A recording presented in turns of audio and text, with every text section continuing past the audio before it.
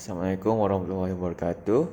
My name is Ahmad Taqiyuddin from Occupational Therapy, Cohort 8, BOCT 8A. And today I'm going to present about Parkinson disease and Ataxia. Okay, first Parkinson disease. What is Parkinson disease? Parkinson disease is a progressive nervous system disorder that affects movement, and the symptoms start gradually. Sometimes it starts with a barely noticeable tremor in just one hand. The tremor is very common, but the disorder also commonly causes stiffness or slowing of the movement. For the sign and symptom, first we can see the tremor. A tremor or shaking usually begins in a limb, often your hand or finger. You may rub your thumb and your forefinger back and forth, known as a pin-rolling tremor. Your hand may tremble when it at rest. Okay, next, slow movement, or as known as bradykinesia. Over time, Parkinson disease may develop your movement, making simple tasks very difficult and time-consuming. Your step may become shorter when you walk. It may be difficult to get out of the chair, and you may drag your feet as you try to walk. And next is rigid muscle. Muscle stiffness may occur in any part of your body. The stiff muscle can be very painful and limit your range of motion. Next is impaired posture and balance. Your posture may become stopped, or you may have balance problem as a result of Parkinson disease. And loss of automatic movement is when you have a decreased ability to perform unconscious movement, including blinking, smiling, or swinging your arm when you walk. The last one is your speech will change. You may speak softly, quickly, slur, or hesitate before talking. And your speech may be more of a monotone rather than have the usually inflections. Okay, cause and risk factor.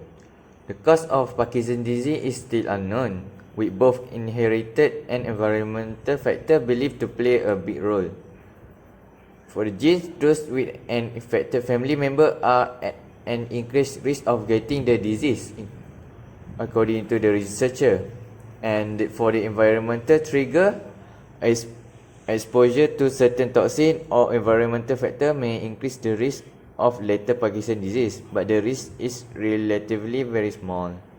Also play a role, and men are likely to be affected compared to a woman. And for the age, it will first develop the disease at age about 60 years old.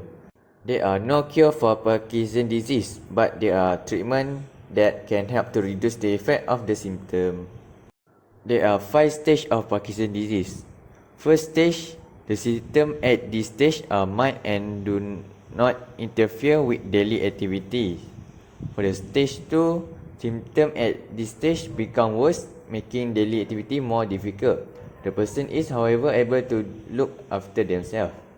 And at the stage 3, symptoms at this stage is called mid-stage, are more severe than those of the stage 2. However, the person is still independent. At this stage of 4, independent living is almost impossible at this stage due to limitation in daily activities such as eating, bathing, dressing, sleeping, and walking. And at this final stage, which is stage 5, the symptom at this debilitating stage become so severe that even standing on maybe is very impossible. The person becomes bedridden and needs a wheelchair to be moved around.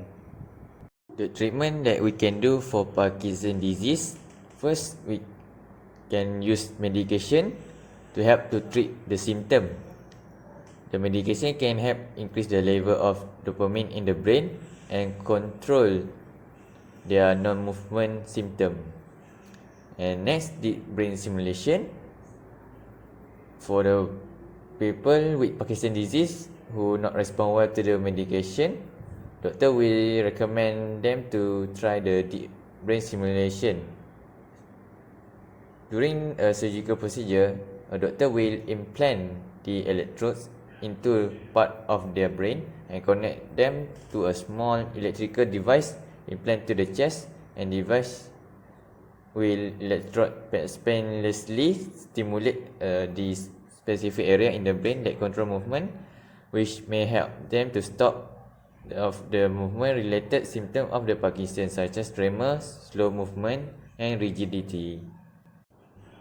And other therapies like occupational therapy can help the Parkinson disease patient by helping them to be independent for their activity daily living by providing them the assistive device for during their eating, during their bathing and during their dressing.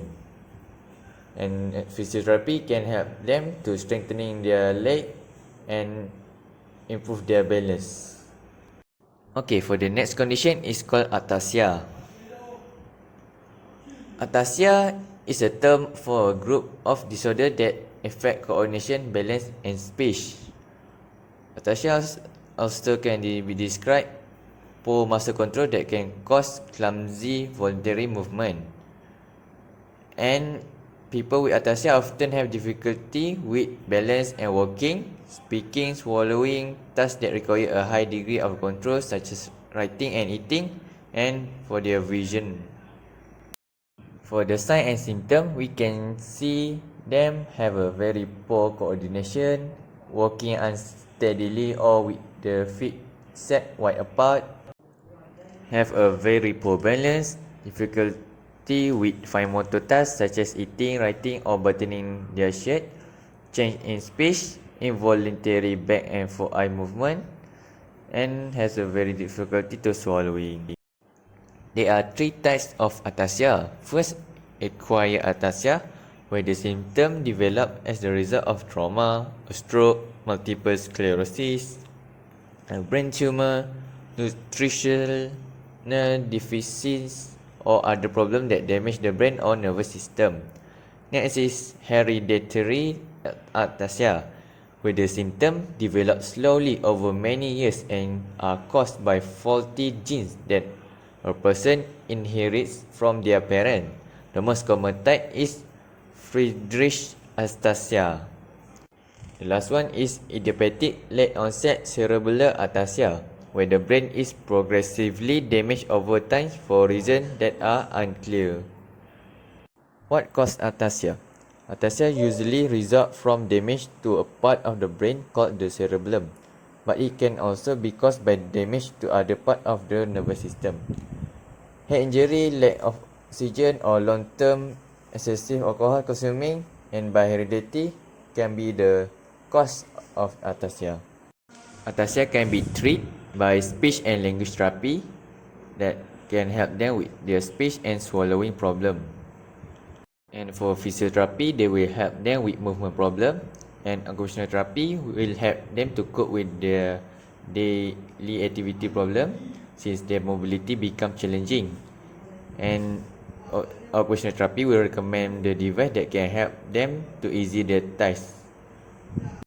The medication also can help them to control muscle, bladder, heart and eye problem. And this is my reference. Thank you.